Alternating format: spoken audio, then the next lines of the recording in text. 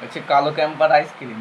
আসসালামু আলাইকুম গাইস, সকাল সকাল সেই লাড্ডু খেতে খেতে দিনটা শুরু হলো। আর আমার ছোট ভাই চুপচাপ খাওয়া দাওয়া করছে, আর এদিকে আমাদের পিচ্চি তো অল টাইম খেতে ব্যস্ত। এরপরে আমার ছোট ভাইকে বললাম বাইকের জামা কাপড় খুলে দিতে। প্যাকেটে একটা মশাল তেলের বোতল নিয়ে বাড়ি থেকে বার হলাম। চলে আসলাম খাঁটি সরিষার তেল নিতে। এখানে আসার পরে দাদাকে বললাম সরিষার তেল দিতে। দাদা বোতল নিয়ে তেল দিয়ে দিল, আর আমি ওখান থেকে টাকা মিটিয়ে বাড়ি চলে আসলাম। বাড়ি আসার পরে ড্রেস চেঞ্জ করে আবার বাইক বার করলাম। বাইক নিয়ে চলে আসলাম হারোয়া নিত্য বাজারে মাছ কিনতে। মাছ নেওয়া হয়ে গেলে টাকা মিটিয়ে ওখান থেকে আবার বাড়ি চলে আসলাম। বাড়ি এসে গোসল করে রেডি হয়ে চলে গেলাম জোহরের নামাজ পড়তে। বাড়ি এসে দেখি ছোট ভাই পিচ্চিকে রেখে ফোন দেখছে।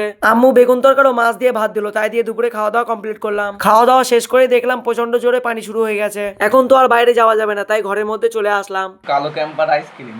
প্রথমে ক্যাম্পার নিয়েছি, নিয়ে যে আইসক্রিম তৈরি করা খাপ থাকে দেখেছি ছোটো ছোটো, ওর মধ্যে ক্যাম্প অল্প করে ঢেলে ফ্রিজে ডিপি রেখে দিয়েছি।